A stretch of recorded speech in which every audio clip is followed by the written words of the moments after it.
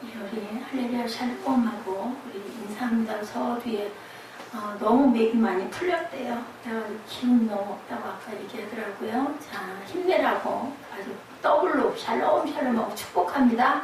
할렐루야 샬롬 샬롬 샬롬 샬롬 샬롬 샬롬 샬롬. 하나님 사랑합니다. 여러분 주 안에서 사랑합니다. 예, 오늘 거침없이 가르치더라. 예, 드디어 거의 중간에 한 6개월 빠지고 1년여 반이죠. 6개월 빠졌으니까 한 1년여의 행진이 사도행전이 오늘 마지막으로 끝나는 날입니다. 저는 아까 몸에 좋지 않은 5가지 그걸 보면서 어저께 정말 깜짝 놀랐어요. 제가 젊은 시절에 아이스크림을 너무 좋아했거든요. 밥 대신 아이스크림 먹어가지고 속이 다 차고 입이 얼얼해지도록 그렇게 찬 걸 먹었는데, 그래서 제가 그 콜레스테롤이 높아졌나 하는 생각이 들고, 게다가 또 밥을 먹어야 되는데 밥은 거의 안 먹고 살았거든요. 그러니 얼마나 몸에다 정말 혈관에 끈적끈적한 혈액이 통하지 않는 그런 짓을 퍼댔나 하는 생각을 많이 했습니다. 예, 아이들도 좀 보라고. 음료수가 나쁜 것, 또 라면, 요즘에 또 뭐예요? 매운 라면 막 이런 것들 예지도 조금 걱정이 되고, 네, 첫 번째는 제가 이런 거 먹지 말아야겠구나 그 생각하면서 열심히 좀 봤으면 하고 글을 올렸습니다. 우리의 고난이 사실은 그때는 너무나 힘들고 죽겠지만 제 인생을 돌아보니까 그래요. 그런 짐들이 있는 것이 오히려 저희들이 그것을 통과함으로 인해서 세상을 살아가는 법칙을 배울 수 있고, 그 무게를 감당함으로 우리가 또한 인내할 수 있고 하나님을 의지해서 기도할 수 있구나라는 생각이 들었어요. 10편의 설교를 듣는 것보다 오히려 영상에서 여러분들에게 마음의 어떤 기쁨과 감사가 넘치기를 바라는 마음으로 늘 제가 주마다 준비를 합니다. 어제 지난주일이죠. 7월 2일이 사실은 그 맥주 감사 주일이었는데 빠지신 우리 집사님도 계시고, 또 저도 미처 준비 못한 말씀 미리 준비가 돼 있어가지고 그걸 많이 갈등을 하다가 그냥 진행을 하고, 이번 주 세빈 예배에 맥주절에 대한 것을 전하면서 감사의 찬양을 많이 했어요. 지난주든 이번 주든 7월 한 달은 나머지 이제 7, 8, 9, 10, 11, 12, 6개월 남았죠. 6개월 동안을 하나님께 의탁하고 기도하고 마음가짐을 또 한 새롭게 다짐하고, 나 그동안 뭐 했어? 아무것도 한 게 없어. 이런 마음이 든다 할지라도 남은 반이라도 지금 이때, 그죠? 우리 미리 감사하라, 청년의 때 감사하라, 여름 감사하라, 우리 세빈 예배에서 같이 나누는데 지금이 감사할 때다, 아직은 안 늦었다, 이런 마음으로 여러분들 살아가시기를, 다시 시작하시기를 주님의 이름으로 축복합니다. 이만하면 잘 살아왔어 하시는 분도 계실 거고, 난 너무 정말 처음에 계획했던 것보다 너무 지지부진해서 이런 분도 계실 거예요. 다시 한번 마음을 추스르시기를 주님의 이름으로 축복합니다. 예술가들에게는 미완성의 미학이라는 단어 낯설지 않으실 거예요. 의도적으로 작품을 끝내지 않으므로 예술적인 가치를 나타낸 곡들이 있죠. 미완성 교향곡, 여러분들 잘 아실 거예요. 슈베르트죠. 마지막에 없이 중간에 끝나서 미완성 교향곡이라고 이름이 붙여졌는데, 슈베르트가 25세에 작곡을 했는데 그로부터 6년 뒤에 돌아갔어요. 6년 동안 완성할 시간이 없지 않았을 건데 왜 그 곡이 미완성 교향곡으로 남아있을까? 예, 조각가 미켈란젤로가 많은 작품을 미완성으로 남깁니다. 의도적으로 작품을 미완성으로 남기고, 또한 아쉬움과 또 아름다움을 더해서 더 소중하게 여기는 마음들이 되기도 하죠. 예, 우리 또 하나의 미완성 작품, 바로 사도행전입니다. 28장의 끝이 마감이 없어요. 그리고 그냥 끝이 납니다. 예, 사도행전의 마지막 장면은 결론도 결말도 없다. 성경에서 결말 없이 끝난 단 하나의 책이 바로 사도행전인데, 행전이라는 우리의 한문 뜻, 예지가 아까 맥주절이었나? 제가 뭘 물어보니까 한 문자로 대답을 하던데, 맞습니다. 예, 행전이기 때문에 행할 행자죠. 예, 행해서 가는 것은 끝이 없는 거예요. 우리 인생 여정이 돌아가는 그 시간까지 끝이 없듯이 결말 없이 끝을 맺는 복음 전파 사역, 아직 결론이 나지 않죠. 마지막 때가 아직 오지 않았기 때문에 그런 점에서 사도행전은 문학적으로 보아서는 미완성의 책이다. 미완성의 아름다움을 잘 보여주는 그런 책이 바로 사도행전입니다. 사도행전 28장 마지막이죠. 신구약 성경의 중심 메시지는 예수 그리스도의 당연히 구원에 관했는데, 여러분들 아까 세빈 예배에서는 세빈 예배에서 은혜를 오히려 많이 받는 것 같아요. 거기에 보면은 뭐라 그래요? 구원이, 그리스도의 구원에 관한 얘기를 메시지가 나타나고 있는데, 사도행전의 중심 메시지는 그 구원의 복음을 땅 끝까지 전파하라는 것이다. 우리가 항상 하나님의 은혜를 항상 감사해야 되고, 그저 우리가 마지막 때는 분명히 도래할 건데, 요즘에 그런 얘기 많이 하죠. 지구가 너무 뜨거워졌어요. 모르겠어요. 저는 작년보다 올해가 더 더운 것 같아요. 너무 일찍 더위도 시작됐고, 도저히 더워서 지금 아마 밖에 나갔다가 들어오면 와 시원해 이 느낌 들 거예요. 에어컨을 켜니 시원한데 안 그러고 밤에 잠자고 새벽에 일어나면 아주 온몸이 너무 더워가지고 저는 정말 견디기가 힘이 듭니다. 사도행전 1장 8절에 말씀하죠. 오직 성령이 너에게 임하시면 너희가 권능을 받고 예루살렘과 온 유대와 사마리아와 땅 끝까지 이르러 내 증인이 될 것이다. 오순절날 마침내 성령님이 임하시자 성도들은 성령의 권능을 받았어요. 그리고 마침내 예수 그리스도의 좋은 증인들이 다 되죠. 안에만 머물러 있었던 예수의 형제들, 예수가 형은 형인데 하나님의 아들이라는 거 믿기 어려웠어요. 그죠? 야고보서부터 시작을 해서.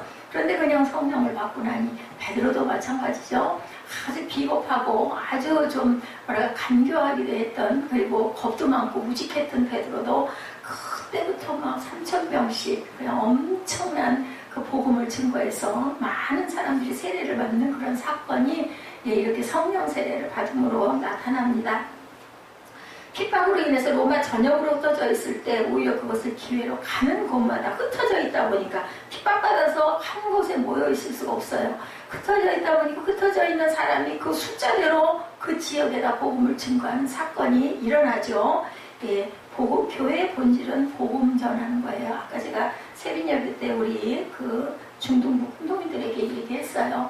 맥주절이 감사주일이고 수소감사절은 성경에 나타나 있지 않지만 맥주절과 새 절기는 정확하게 나타나 있기 때문에 우리가 감사해야 되고, 그리고 중간에 딱 끼어있죠. 청년의 때 맥주절 그것을 기억을 해서 젊을 때부터 이 자리에서 지금부터 하나님의 은총에 감사해라 하는 얘기를 했습니다.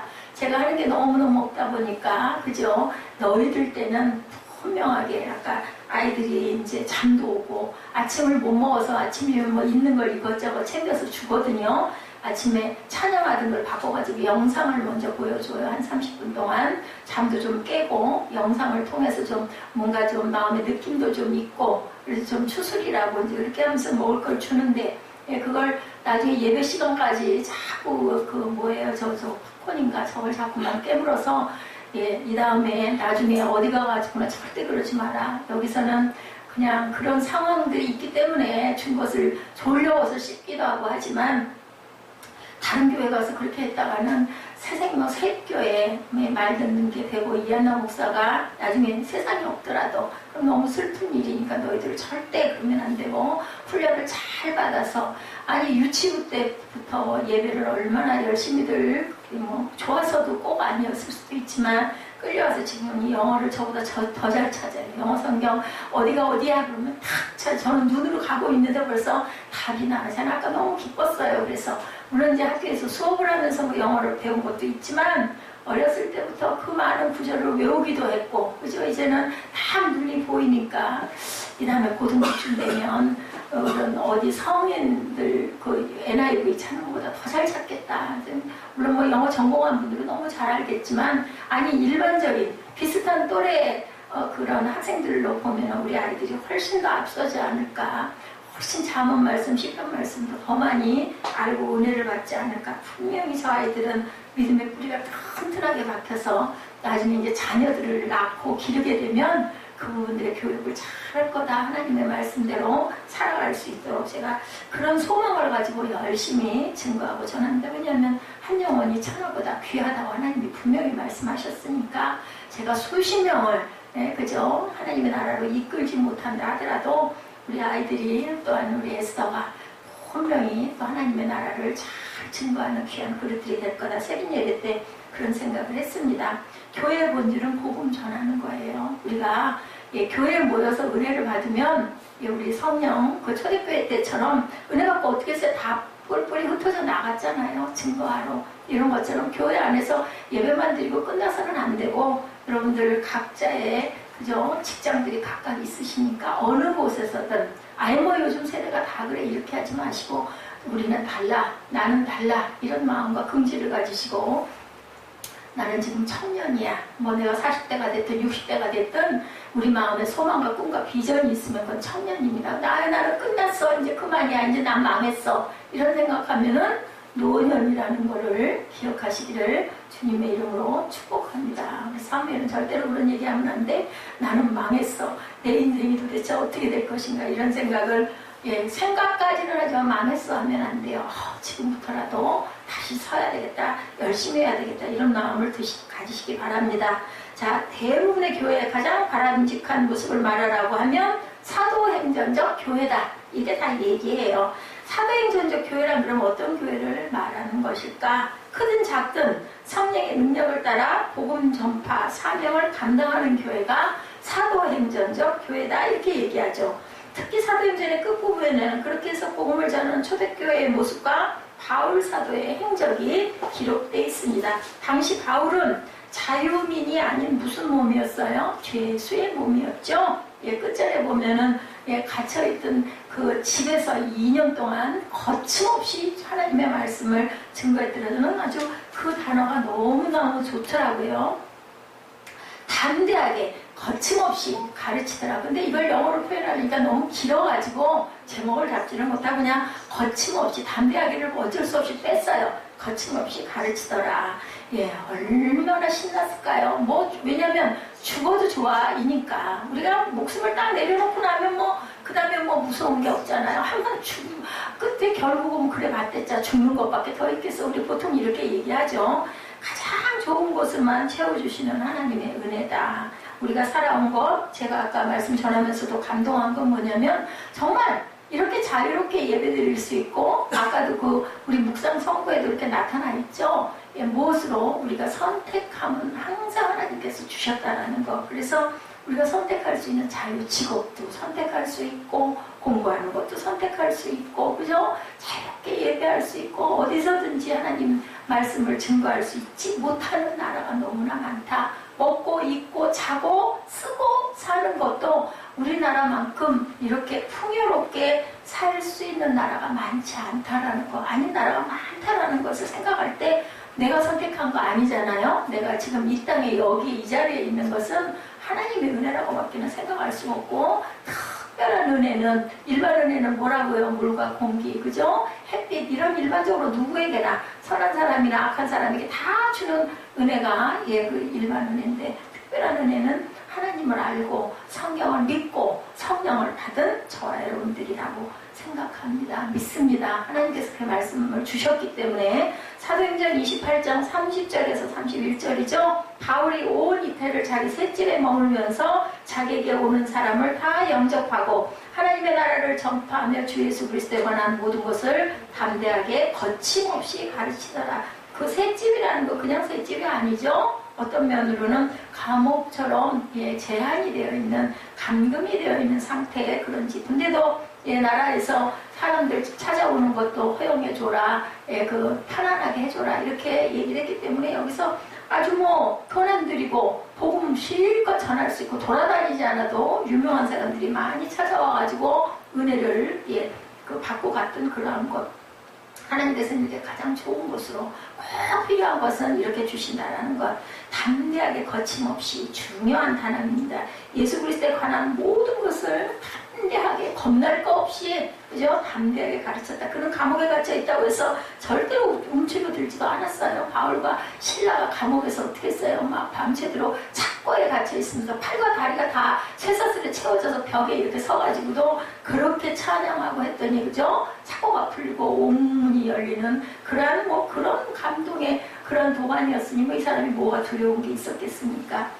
하나님께서 자신을 2년 동안 감옥에 갇혀있게 하셨다는 것은 또 얼마나 감사했는지, 그죠? 그런 환경을 절대로 탓하지 않았다. 오히려 주어진 환경 속에서 담대하게 복음을 가르쳤다. 그런데 그런 바울에게도 문제는 있었습니다. 말씀을 들은 사람들이 각각 두 파로 나뉜 것. 24절이죠. 그 말을 믿는 사람도 있고 믿지 아니하는 사람도 있었다는 거예요. 그러니까 그렇게 바울처럼 능력 있고 아주 충만하게 뭐 죽음도 없고 상관없어 하면서 담대하게 또 얼마나 또 박식했겠습니까? 학문이 받침이 되어 있고 아주 뭐 기가 막히게 말도 잘했을 거예요. 그러니 얼마나 그 정말 감동 있게 전했는데도 불구하고 야, 믿지 아니하는 사람도 있다. 복음에 대한 반응은 대체로 이렇게 늘 두 가지로 믿는 분과 믿지 않는 사람들이 있다라는 거죠. 누군가를 전도했을 때 꼭 믿겠다는 반응만 절대로 우리 기대할 필요가 없다. 저는 요즘에 하나가 달라진 게 하나가 있어요. 옛날에는 저기 부족한 부분 아니면 아닌 부분을 보면은 그냥 속에서 막 미모가 올라와요. 아유, 왜 저럴까? 왜 저렇게 조심성이 없고, 왜 저렇게 은혜를 못 받고, 왜 저렇게 기도를 안 하고, 왜 저렇게 찬양을 안 하고, 정말 이러면 안 되는데, 그러면 안 돼. 왜 감동을 못 받을까? 제가 아주 안타까웠어요. 안타깝고, 안쓰럽고, 어떻게 보면 정말 답답하고. 근데 요즘에는요, 아유, 그래도 감사하지. 아유, 그래도 아주 몸을 주리를 틀면서라도 앉아서 견디는 것도 고맙지. 이런 시선으로 자꾸 보게 되더라고요. 기르시는 분은 제가 아니라 하나님께서 성령께서 기르시니까 제가 없을 때라도 아주 지긋지긋해라고 느꼈더라도 못 가고 있는 어떤 상황, 붙들려 있는 상황을 통해서 분명히 하나님께서는 만나 주실 거야. 그리고 변화시킬 거야. 그리고 잘 갈 수 있도록 어떤 면에 보필을 할 수 있는 그릇으로 아니면 끌고 가는 그릇으로 하나님께서 잘 쓰실 거야. 너무너무 귀한 그런 마음이 들더라고요. 전도했다고 이렇게 다 믿는 건 아니라는 거죠. 얼마나 마음이 안타까운데 듣는 건 다 똑같이 듣는데 12번, 120번을 듣다가 거기서 한 번, 그죠? 어떤 단어, 긴 문장 필요 없어요. 뭐 믿음이면 믿음 하나 딱 그것만 와서 부딪히면 아, 이건 믿음이었네. 그죠? 선택하는 게 믿기 때문에 선택하는 거거든요. 이랬을 때 하나님의 은혜를 제가 그 방송 저는 교회 오는 거 짧은 시간 동안 교회 오는 시간 짧죠. 짧은 거리니까 활동하고 방송에서 잠깐 하는 얘기가 아주 귀에 많이 꽂히는데 아주 굉장히 어렵게 아주 작은 청가상어라는 어떤 그 부인의 그 자기 그 얘기를 쓴 걸 잠깐 그 읽어주는 걸 잠깐 들었어요. 공부도 너무너무 못했고 한글도 가까스로 깨우쳐가지고 아는 그런 나이가 드신 분인데도 불구하고 자기는 너무 감사하다는 거예요. 왜냐하면 성경이 너무너무 감사하고 너무너무 기쁘다는 거예요. 말씀만 읽으면 그냥 감사해서 어쩔 줄을 모르겠고 눈물이 줄줄 흐른다라는 그러면서 이런 감동을 못 느끼시는 분들은 너무 안타깝다. 제가 이 간증의 그 얘기를 짧게 극동방송에서 얘기하는 소리를 들으면서 그래 맞아 그게 천국이지. 뭐 공부를 못했으면 어떻고 나이가 들었으면 어떻고 그죠? 고난 가운데 있으면 어떻고 그게 다 해소를 시켜주는 거죠. 우리 기쁘면 막 해소가 되잖아요. 뭐 주변에서 조금 누가 힘들게 하고 눈을 흘리든지 말든지 막 나 너무 좋으면 그런 거 상관 안 하는 것처럼 이분은 막 너무너무 기쁘다는 얘기를 그렇게 정말 제가 듣기에도 아 진짜로 저분은 은혜를 받았구나. 그 은혜는요. 지식이 많다고 돈이 많다고 학식이 높다고 뭐 명예가 있다고 권력이 있다고 찾아오는 게 아니에요. 가장 낮은 곳에 정말 무릎 꿇고 나는 세상에 있을 수도 없는 나는 정말 보잘것없는 무죄인이 같은 이런 인생입니다. 이런 곳에 예수께서는 다 찾아오셔가지고 만나게 해주신다는 걸 보면서 저 사람은 돈이고 뭐고 부귀영화 아무 필요가 없겠네. 저는 그럼 그렇다고 그분이 고생스럽지 않겠어요? 육신적으로 고생이 있겠죠. 근데 저처럼 이렇게 하고 싶어도 못할 수 있어 안타깝지 않게 아마 그분은 몸이 건강하니까 그 일을 감당하고 가지 않을까 그런 부러움이 오더라고요. 여러분들 건강 유의하시기 바래요. 아까 제가 그 콜레스테롤 부분을 그걸 저 몰랐어요. 아이스크림 속에 그렇게 지방, 동물성 지방이 부드럽게 아주 혀를 사르르 녹이는 그 역할을 하는 그게 섞여 있는지는 몰랐고 당분이 많아서 살이 찔 수가 있겠다. 뭐 어떻게 보면 밥 대신이다라는 얘기도 있었거든요. 그래서 그건 맛있으니까 열심히 먹었던 건데 그래서 제가 이 콜레스테롤 수치가 지금 이렇게 많이 높은 게 아닌가. 그래서 제가 우리 김종국 집사 생각을 했어요. 하겠습니다. 아우, 저 라면 먹지 말라고 그래. 군것질 단 거 너무 많이 먹지 말라고 해야겠다. 뭐 음료수는 어떤지 모르겠고 얘기를 전해드린 게 라면 때문에 맨날 둘이 다퉜다는 얘기를 들어서 아유 좀 보면서 좀 느꼈으면 그러다 담배는 또 좀 피냐고요. 얼마나 안 좋냐고요. 또 뭐 알코올도 때로는 또 마실 건데 맥주도 또 굉장히 나쁘고 또 하나 한 거는 과일즙. 예, 그게 아주 안 좋구나. 차라리 그냥 과일째 갈아서 그냥 껄쭉해도 그거 먹는 게 낫고 깨물어 먹는 게 제일 좋죠. 아 그렇구나. 아 그렇구나. 국수를 나도 너무 좋아하는데 그것도 조금 좀 자제하고 국물은 되도록이면 먹지 말아야 되겠구나. 그랬습니다. 믿음은 거저주시는 하나님의 은혜고 값없는 선물입니다. 제가 이렇게 깨달은 것처럼 깨달았으면 뭐 해야 될까요? 안 해야 되겠죠. 되도록이면 안 먹어야 되겠죠. 깨달아놓고 또 먹으면 뭔 소용이 있겠어요. 믿음도 마찬가지라는 거. 알았으면 하나님의 나라를 알았으면 말씀대로 살도록 우리가 노력을 하고 순종을 하고 나를 낮추고 그리고 겸손하게 받으려고 하는 선택하는 그 부분은 꼭 우리에게 주셨다는 것을 잊지 마시기 바랍니다. 믿는 사람도 있고 믿지 않는 사람도 있다는 거죠. 그건 누구의 자유예요? 본인의 자유예요. 근데 분명한 것은 내가 사모하는 마음이 있으면 성령은 찾아오십니다. 근데 뭐 맨날 똑같은 얘기지 뭐 그렇지 뭐 그냥 뭐 예배가 나쁜 건 아니니까 그냥 드리고 나는 가면 그만이지 얼른 끝나라. 이렇게 하면은 뭐 50년을 다녀도 성령은 오시지 않는다는 거. 자기 할 일에 최선을 다하시기 바랍니다. 그리고 때를 얻든지 못 얻든지 주변에 좋으신 분들 많이 교제하고 만날 때는 예수의 향기를 꼭 드러내서 아유 저분은 똑같은 것 같은데 세상 사람하고 정말 다르네 이런 마음 아우 나도 좀 닮고 싶고 나도 좀 믿고 싶네 이런 마음이 들도록 여러분들 전도하시기 바랍니다. 하나님께 결과는 맡겨야 되겠죠. 한 번, 두 번, 세 번 거듭 만나질 때마다 증거하고 행동으로 보여주고 하다 보면은 그죠? 당신 믿는 예수 나도 믿어보고 싶어요. 이 말이 나올 줄 믿습니다. 드디어 로마에 도착하죠. 풍랑에 죽을 뻔하면서 그죠? 사도 바울은 몰타섬에 머물면서 놀라운 하나님의 기적을 경험하고 로마에 도착합니다. 로마에서도 더 놀라운 일들이 일어날 것을 기대하고 있죠. 사도행전의 마지막 모습은 그렇게 다이나믹하지 않고 매우 정적이고 차분하고 수동적이었다라는 것. 이 모습을 통해서 우리에게 주시는 메시지가 위안성의 아름다움과 같다라는 것을 우리가 느낍니다. 사도행전의 마지막에는 오순절 예루살렘에 성령이 강림해서 수천 명이 회개하고 돌아오는 것 같은 드라마적인 모습은 나타나지 않습니다. 바울이 가택연금을 당한 상태에서 찾아오는 이들을 맞이하여서 그들과 함께 하나님의 나라와 예수 그리스도의 복음을 나누는 모습으로 그냥 끝나요. 그 다음에는 무슨 사건들이 일어나겠죠. 그죠? 그래서 지금 오늘날 교회가 이렇게 엄청난 숫자가 됐다라는 것을 우리가 압니다. 30절, 31절이죠. 2년 동안 자기 셋집에 머물면서 자신에게 찾아오는 모든 사람을 맞아들여 어떤 방해도 받지 않고 담대하게 하나님 나라를 선포하고 주 예수 그리스도에 관한 것을 가르쳤다. 이것으로 끝났어요. 가르침을 받은 자들이 지금의 제자들이죠. 그 대를 이어서 쭉 내려오면서 하나님의 나라가 이만큼 증거된 거죠. 저는 요즘에 방송에서 일요일이라는 소리를 들으면 이상해요. 주일인데 이런 마음이 딱 거꾸로 오면서 왜 일요일이라고 그래? 이런 마음이 드는 거죠. 그게 완전히 배어버리면 몸에 습관화가. 당연히 뭐 안 믿는 사람들은 일요일이라고 얘기하죠. 여러분들만이라도 주일이라고 자꾸 표현하시기 바랍니다.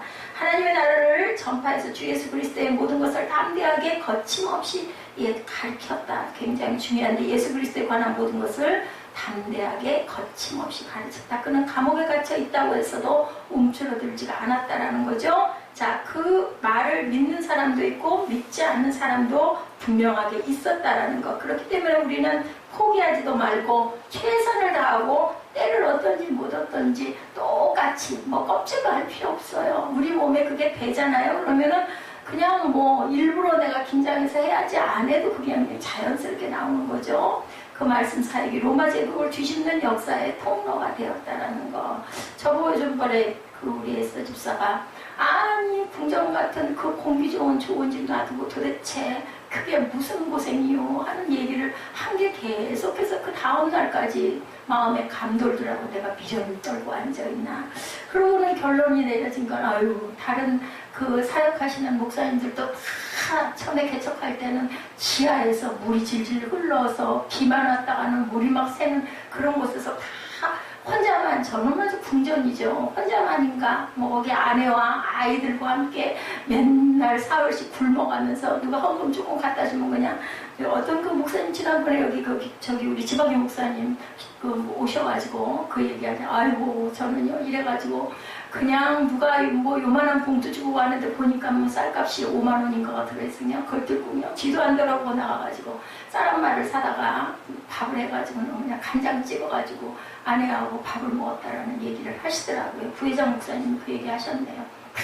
그런 고난을 겪고 지금 오늘이 된 거고 하나님의 은혜입니다 이런 얘기를 해요. 그러니 저는 얼마나 복됩니까, 그죠? 몸이 좀 불편하기는 하지만 또 그렇지 않았으면 또 얼마나 더 교만해졌을까. 그래서 낮추시느라고 저는 이렇게 하고 있는 것 같습니다. 바울의 순교 이야기로 끝나지 않고 하나님의 나라와 예수 그리스도의 복음의 역사가 계속 진행되고 있다는 것을 말씀에서 우리에게 알려주고 있죠. 바울이 어떻게 인생의 마무리를 했는지, 바울에 대한 기록하는 책이었다면 그랬을 건데 그런 거 전혀 없죠. 그죠? 이것은 하나님이 바울이라는 그릇을 사용하신 것이다. 사도행전은 과거의 책이 아니라 미래를 향해서 열려있는 책이라는 거죠. 미래의 성도들을 사도행전의 주인공으로 초대하고 있다. 그곳에 저와 여러분도 함께 계신 줄 믿습니다. 우리도 바울처럼 하나님 나라와 예수 그리스도의 복음을 사람들과 나눈다면 그것은 사도행전의 역사가 계속 쓰여지고 있다. 그래서 우리 신학교에서 늘 사도행전 29장 그 얘기를 늘 했었어요. 간증을 해도 그렇고 사역을 감당해도 그렇고 우리는 사도행전 29장을 쓰고 있습니다 라고 이렇게 입술로 고백을 했습니다. 말씀의 능력과 섭리의 위대함과 완전하심이 나타나 있죠. 우리가 사도행전 29장의 주인공으로 쓰임받기 위해서 기억해야 할 중요한 메시지는 첫째, 하나님의 말씀의 능력을 믿어야 된다. 믿지 않으면 우리가 그저 병원에 가서 약을 지어요. 진단을 받고 그 약 먹지 않으면 아무리 약이 쌓여 있어도 내 몸에 들어가지 않으면 아무런 효과가 안 나는 것처럼 말씀을 믿지 않으면 하나님의 능력은 절대 나타나지 않는다라는 것. 바울이 어떤 방해도 받지 않고 하나님 나라를 선포하고 복음을 나누었다는 것은 바울의 승리를 말해주는 게 아니라 하나님 말씀의 승리를 의미한다는 것을 잊지 마시기 바랍니다. 바울이 능력이 있어서 방해를 받지 않은 것이 아니라 세상의 어떤 세력도 하나님의 말씀을 방해할 수가 없었다는 뜻이죠. 6장 7절입니다. 사도행전. 하나님의 말씀이 점점 왕성하여 예루살렘에 있는 제자의 수가 더 심히 많아지고 허다한 제사장의 무리도 이 도에 복종하니라. 이렇게 나타나 있어요. 이렇게 해서 하나님의 말씀은 널리 전파해 나가고 이로써 예루살렘에 있는 제자들의 수도 많이 늘고 더욱이 수많은 제사장들도 이 믿음에 순종하게 되었다. 사도행전 12장 24절에도 그러나 하나님의 말씀은 점점 널리 퍼져서 믿는 사람이 더욱 늘어났다. 하나님의 말씀은 흥왕하여 더하더라 라고 증거합니다. 13장 49절에도 주의 말씀이 그 지방에 두루 퍼졌다 라고 얘기하고 있습니다. 하나님의 말씀은 어떤 세력도 막을 수가 없다. 어떤 사람도 장애가 될 수 없고 살아있고 운동력이 있다. 성경에는 항상 증거하죠. 사역자의 입은 막을 수 있어도 하나님의 그 말씀은 막을 수가 없다라는 거죠. 사역자를 가두어도 말씀은 계속 전파되고 갈 수밖에 없다.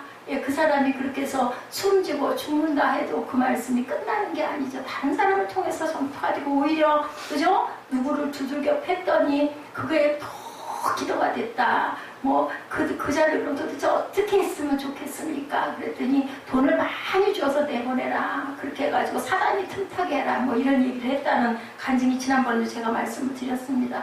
믿는 사람은 박해를 받으면 받을수록 더 견고해지죠. 하나님께 더 매달리게 되기 때문에 지혜로운 사람은 승리하는 편에 씁니다. 누구나 마찬가지죠. 그죠? 그 사람 그렇게 성공했다 그러면 그 사람 따라가고 싶잖아요. 똑같은 거라는 거죠. 어떤 방해도 받지 않고 풍랑도 막을 수가 없다.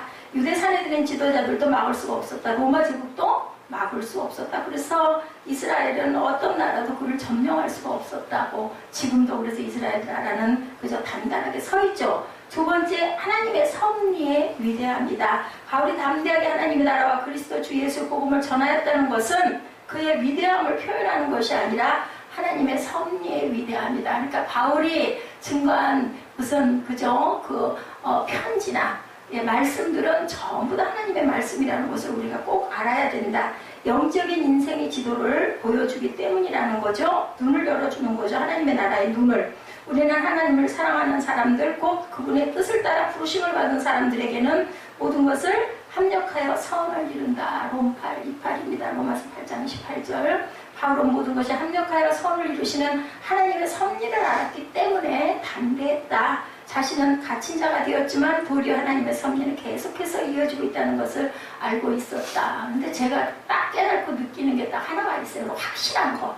바울이 그렇게 많은 사람들에게 복음을 전파하고 증거하고 얘기를 했으니 어떻게 하나님의 나라를 안 믿고 그걸 전할 수가 있겠으며, 흔들렸다가도 그렇게 많은 말씀을 증거했으니 어떻게 흔들린 게 흔들리겠어요. 예, 저 같은 사람도 여러분들에게 말씀 증거하고 나면 마음이 탁 더 굳건해지는데, 그리고 딱 깨달아지는데 맞아 하는 마음이 더 드는데, 가끔 나약한 생각이 들었다가도 예배 한 번만 드리고 나면 그냥 확 살아나 정신이 번쩍 나거든요. 몸은 뭐 피곤하죠. 목소리 안 나오죠. 그래도 그렇게 담대하게 바울이 그 많은 말을 전파했는데 어떻게 그 사람이 하나님의 나라를 안 믿을 수가 있었겠는가. 은혜입니다. 은혜. 형제들이여, 내가 당한 일이 오히려 복음을 진보에 가져온 사실을 여러분이 알기를 바란다. 이렇게 얘기합니다. 내가 이렇게 사슬에 매인 것이 온 친이 되어 다른 모든 사람에게 그리스도 안에서 분명하게 드러나게 돼 많은 형제들이 내가 매임으로 인해 주의 신뢰함으로 두려움 없이 담대하게 하나님을 말씀을 전했다. 어떤 이들은 시기와 다툼으로, 어떤 이들은 좋은 뜻으로 그리스도를 전파한다고 빌립보서 1장 12절에서 15절에 이렇게 증거합니다. 바울은 하나님의 놀라운 섭리를 깨닫고 바라보고 있었기 때문에 담대하게 복음을 전하고, 갇힌 자가 되었기에 우리가 복음의 풍성함을 또한 더 누릴 수 있다라고 생각을 했다는 거죠. 만약 바울이 로마에서 계속 돌아다니면서 사역했다면 신약의 3분의 2가량을 차지하는 바울 서신이 온전하게 기록되지 못했을 것이다. 시간이 그렇게 생겼기 때문에 바울 서신을 온전하게 기록할 수가 있었다는 것. 그것도 또한 하나님의 놀라운 섭리고 은혜였다라는 거죠. 세 번째로, 하나님의 능력의 완전하심을 보여주고 있습니다. 하나님의 능력의 완전하시기로 로마 제국을 뒤집어 엎었죠. 정치적인 능력으로 엎은 게 아니라 하나님의 완전하신 능력의 역사가 나타났다는 거죠. 하나님은 결코 사람을 의지해서 일하시는 분이 아니고, 하나님은 바울을 가둬놓음으로면서도 또한 그러면서도 역사하셨다. 사람의 능력으로 의지하지 않은 것을 가르쳐주죠. 사람을 미완성 상태로 만들어 놓음으로 하나님의 완전하신 능력이 나타나게 하셨다. 바울이 갇혀있는데 사람들이 소문을 듣고 찾아오죠. 하나님의 말씀을 듣고 싶어서 찾아옵니다. 하나님의 능력의 완전하심을 보여주는 겁니다. 지금처럼 성경이 완성이 돼서 있었으면 아마 그랬을 거예요. 없었기 때문에 더더군다나 듣고자 했다라는 거죠. 신약이 쓰여지기 전이었기 때문에.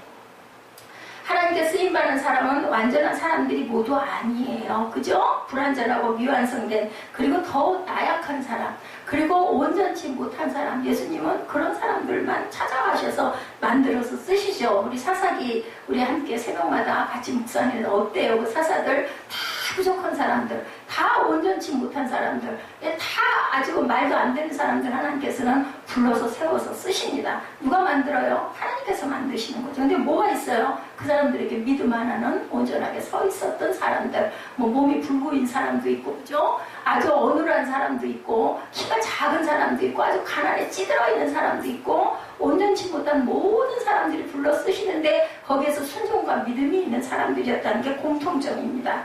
완성되고 완벽하고 완전해지는 것이 아니라 미완성의 상태에서 하나님의 완전하심을 의지하는 것이 사도행전적 영성입니다. 예수님은 미완성을 너무 잘 이해하시죠? 사람의 능력보다 그들의 반응과 변화된 모습을 바라보시고 그들을 그릇으로 만드셨다. 제자들을 뽑으실 때도 탁월하다고 여기는 사람은 절대로 뽑지 않으셨죠. 부족해 보이고 미완성인 사람들. 근데 뭐하는 사람들이었어요? 모두 다 예, 놀고 있는 사람은 한 사람도 없었어요. 모두 일하고 있는 현장에서 그들을 부르셨고, 불렀을 때 저 어디 갔다 올게요 한 사람은 한 사람도 없었습니다. 바로 놓고 따라 일어섰죠. 그렇기 때문에 우리는 순종이 제사보다 낫다라는 거. 아, 나 할 것 좀 하고 나중에 갈게요 이랬던 사람은 하나도 없었죠. 사도행전의 역사는 위대한 사도들의 역사가 아니고 미완성의 사람들이 전능하신 성령을 의지했을 때 어떤 일이 일어나는지를 보여주는 역사였다. 우리는 모두 다 미완성의 인생들입니다. 완전해지려고 할 필요가 없어요. 다른 사람에게도 완전을 요구하지 말아야 된다. 우리가 우리의 잣대로 누군가를 판단해서도 안 되고, 그걸로 인하여 혈기를 절대 내서도 안 되고, 그 사람을 비판해서도 안 된다. 입술에서는 막 말이 튀어나오려고 하더라도 우리는 그걸 눌러야 된다. 뭐 나는 뭐 니는 뭐가 낫니? 이런 마음을 가져봐야 되는 거죠. 완전한 작품이 되려고 하지 말고 미완성의 미합을 이루는 인생이 되려고 우리가 노력해야 된다. 우리의 미완성 인생을 통해서 하나님의 완전한 능력이 나타나기를 우리가 소망해야 된다는 겁니다. 사도행전에서 하나님의 말씀을 대적하는 세력이 나타나죠. 하나님의 능력을 무시하는 세력들도 나타납니다. 그러나 하나님은 대반전을 일으키시는 하나님이셨고, 사람은 막을 수 있어도 하나님의 말씀은 절대로 막을 수가 없었고, 어떠한 상황에서도 하나님의 위대한 섭리는 나타나고 계획하신 것은 분명히 이루신다라는 것을 우리가 알아야 된다. 우리는 미완성이지만 완전하신 하나님의 아름다움이 우리를 통해서 나타나실 줄로 믿습니다. 사람은 막을 수 있어도 하나님의 말씀은 막을 수가 없고, 어떤 상황에서도 하나님의 위대한 섭리와 능력이 나타난다라는 것. 성경은 1600년간의 40여 명의 사람들이 하나님의 감동에 의해 기록된 책입니다. 성경 말씀이. 다시 말하면 성경의 원저자는 누구시라고요? 하나님이십니다. 그래서 성경이 위대한, 예, 그죠? 그 아주 기가 막힌 책이다. 역사가 어떻게 바뀌고 어떻게 흐르고 어떻게 가더라도 성경처럼 위대한 책은 없다는 거죠. 디모데후서 3장 16, 7절이죠. 모든 성경은 하나님의 감동으로 된 것으로 교훈과 책망과 바르게 함과 의로 교육하기에 유익하니 이는 하나님의 사람으로 온전하게 하며 모든 선한 일을 행할 능력을 갖추게 하려 함이라고 증거합니다. 그리고 우리 하나님은 실수가 없으신 하나님이시고, 우리 하나님은 세상에 어떤 일에도 굴복당하지 않으시는 분이고 반드시 그 뜻을 이루고야 마시는 하나님입니다. 그러므로 그런 예수께서, 하나님께서 사도행전을 미완성처럼 남기신 데는 분명한 합당한 이유가 있었는데, 위대한 작곡가 슐베르트는 이악장으로 된 미완성의 교양을 남기죠. 그것은 작곡가 개인의 사정 때문이었고, 그래서 그건 그야말로 미완성의 교양곡이었습니다. 그러나 사도행전은 그 자체로 이미 완성품이라는 것, 왜냐하면 계속돼야 되기 때문에 거기에서 그 후대에게 전해지는 거죠. 하나님께서 애초에 뜻이 있어서 사도행전을 미완성처럼 만드셨다라는 거죠. 그러면 그 미완성으로 끝맺으시는 이유를 한번 볼까요? 하나님께서 사도행전을 마치 미완성인 것처럼 끝내신 이유에는 두 가지가 있습니다. 첫 번째, 사도행전적 교회의 역사가 아직 끝나지 않았기 때문이다. 사도행전은 초대교회의 역사를 기록하고 있는 책이죠. 그런데 이 말에 함정이 있습니다. 초대교회라고 하니까 후대의 역사는 마치 초대교회의 역사와는 별개로 생각하는데, 초대교회의 역사는 그 자체로 이미 끝났다라고 여깁니다. 그러나 초대교회의 역사는 아직 끝난 것이 아니다. 초대교회의 역사는 지금도 살아서 여전히 계속해서 흘러가고 있다는 거죠. 교회의 역사는 초대가 다르고 중세가 다르고 현대가 다른 것이 아니죠. 하나님 말씀이 뭐 1000년 전께 다르고 2000년 전께 다르고 500년 전께 다르고 그렇다면 다를 수 있어요. 근데 똑같지 않습니까? 교회의 머리는 누구세요? 예수님이십니다. 어제의 예수님이 오늘의 예수님이시고 내일의 예수님 동일한 예수 그리스도시고 성경도 동일한 성경이라는 것을 우리가 알아야 된다. 그리고 교회의 모든 역사는 한 목적을 향해 간다. 하나님의 나라, 구원을 향해서 달려가죠. 교회의 역사는 시간이 지난다고 해서 절대로 바뀌지 않고, 주께서는 1000년이 하루 같고 하루가 1000년 같다라고 말씀하셨어요. 그러므로 사도행전의 기록이 미완성인 것처럼 남겨진 것은 지극히 정상이다. 왜냐하면 앞으로도 계속 이루어져가고 있기 때문에. 만일 사도행전이 바울이나 베드로와 같은 사도들의 전개라면 그것은 사도들의 죽음과 함께 끝마쳐졌을 거예요. 그렇죠. 그런데 그렇지 않다. 사도행전이 단순히 초대교회의 역사의 한 부분으로 다룬 것이라고 해도 마찬가지다. 그러나 사도행전의 목적은 그게 아니었다는 것을 우리가 꼭 알고 가야 됩니다. 그 과정에서 성령께서 어떻게 역사하고 계시느냐가 기록되어 있는데 이것은 사도들의 행전이 아니라 성령의 행전이다. 하나님께서 하신 행전이라는 거죠. 그러므로 사도행전은 과거에 이미 끝난 책은 절대로 될 수가 없고 사도행전은 과거의 책이 아니라 미래를 향해 지금도 열려있는 책이고 그리고 두 번째 더 이상의 구원의 역사에 대한 첨가가 불필요하다라고 드러나 있습니다. 디모데후서 3장 15절이죠. 어려서부터 성경을 알았나니 성경은 능히 너로 하여금 그리스도 예수 안에 믿음으로 말미암아 구원에 이르는 지혜가 있게 하느니라 라고 이렇게 증거합니다. 차후 일어날 일들을 어찌 보면 이전까지 있었던 일의 반복에 불과하다. 문화가 바뀐다고 해서 인간의 본성이 바뀌지 않는다. 세월이 흐른다고 해서 죄의 의미가 퇴색하지 않는다. 옷은 바뀌어도 본질은 그대로이다입니다. 성경에 기록된 모든 일들은 주님 오실 때까지 반복될 것이고 그러므로 이미 기록된 것으로 충분하고 더 이상 거기에 가감이 필요가 없다. 성경 한 권이면 끝이라는 거죠. 즉 예수의 십자가로 충분하다. 사실 하나님의 역사와 세상의 일들을 다 책에 기록하겠다는 생각은 단순한 생각이다. 요한복음 21장 25절입니다. 예수께서 행하신 일이 이외에도 많으니 만일 낱낱이 기록된다면 이 세상에 이 기록된 책을 두기에 부족할 줄 아노라라고 이렇게 증거합니다. 누가는 성령의 감동으로 기록해야 할 것들만 기록했다라는 거죠. 그것이 바로 사도행전입니다. 얘죠. 사도행전 누가 지었어? 사무엘아, 사도행전 누가 썼어? 응? 사도행전 누가 썼어? 우리 중동부 어떻게? 누가가 썼잖아. 사도행전 누가 썼어? 누가복음을 쓴 누가가 사도행전도 썼어. 누가야? 바울이 아니야? 응? 바울의 말씀이 많다 보니까는 사도행전이 꼭 바울이 쓴 것 같지만 일반적으로 우리가 엄청 공부했는데 그거 대답이 안 나오면 어떡해. 구원을 주시는 하나님의 역사는 이것 자체로 완벽하다라는 거죠. 자, 계속되는 사도행전의 역사는 기록은 끝났으나 역사는 계속되어 간다. 그러면 누구를 통해서 그것이 계속될까요? 오고 오는 시대의 교회들을 통해서 그 교회에 있는 성도들을 통해서 그 교회에 있는 사역자들을 통해서 하나님께서는 역사를 이루어 가신다.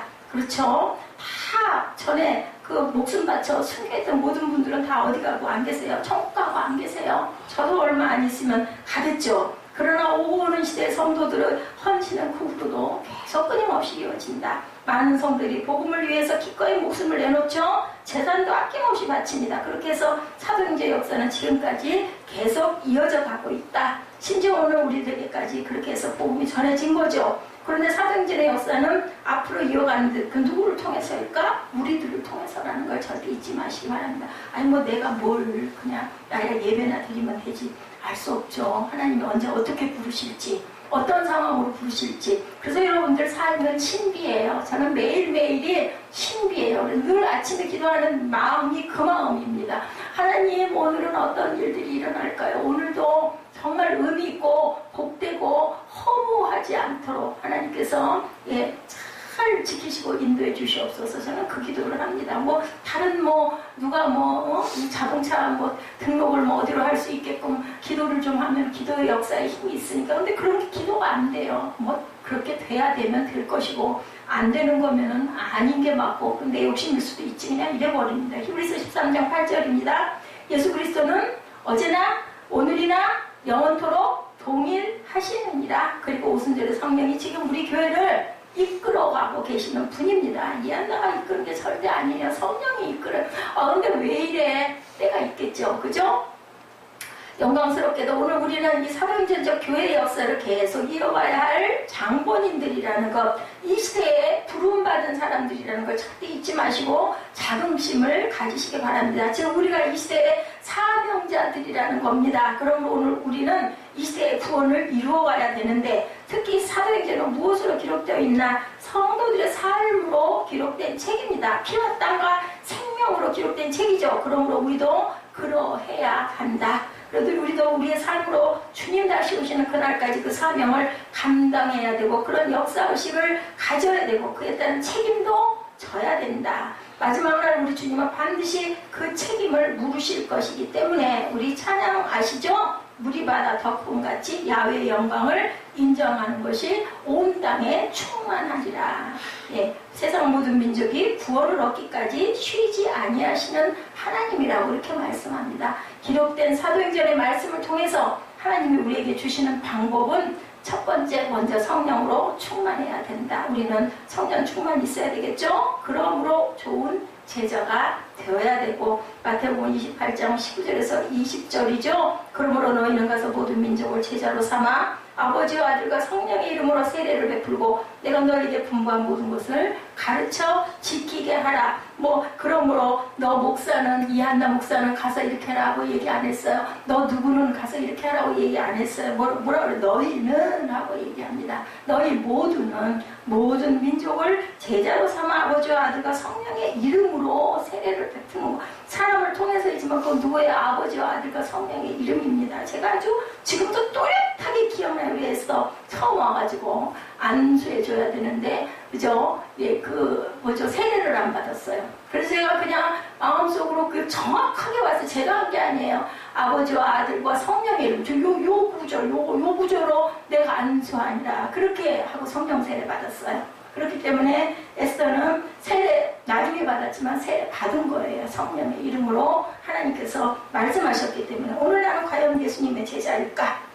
여러분들 아멘 하고 받으시기 바랍니다. 이를 위해 먼저 좋은 제자 되기를 사모하시고 디모데처럼 순종의 자리로 나아가 날마다 경건의 훈련을 쌓으시는 그러한 여러분들 되시기 바랍니다. 에베소에서 바울은 3년 동안 제자 훈련을 했죠. 그 결과 훈련받은 에베소 교회 성도들로 인하여 온 아시아에 복음이 전파됩니다. 그러므로 모든 성도들은 제자를 삼고 제자 되는 일에 최선을 다해야 된다.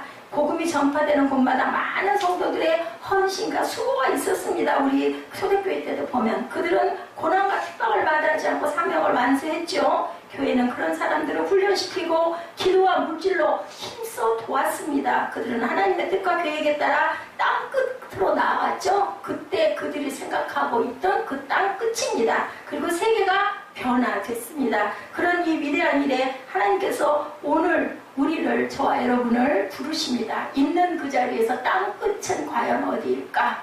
여러분들 손길과 눈길과 이 마음이 끝까지 가는데 끝까지 내 가족이 될 수도 있고 내 자녀가 될 수도 있고 내 직장 동료가 될 수 있습니다. 끝까지 여러분들 하나님의 복음을 증거하시기 바랍니다. 그것이 바로 사도행전 29장을 쓰고 가는 주인공들이신 저와 여러분이 해야 할 사역입니다. 사명입니다. 그리스도의 복음을 위한 그의 입은 항상 열려 있었죠. 디모데후서 2장 9절입니다. 복음으로 말미암아 내가 죄인과 같이 매이는 데까지 고난을 받았으나 하나님의 말씀은 매이지 아니하리라 이렇게 증거합니다. 사도행전 행전의 역사를 오늘 우리가 이어가고 감당해가야 합니다. 아유 나 같은 게 뭘 하겠어가 아니라 하나님께서는 그것도 알고 계신다라는 거. 대단한 일을 하는 어떤 사람도 하나님이 보시고 어이구 너 큰일 했구나 안 하세요. 예, 아무것도 안 한 것 같아도 작은 것 이루고 하나님께 감사하고 겸손하고 순종하는 자를 하나님께서는 더 기뻐하신다는 것을 절대로 잊지 않는 저와 여러분 되시기를 주님의 이름으로 축복합니다. 우리 찬양하시고 결단으로 축도로 예배를 마치도록 합니다.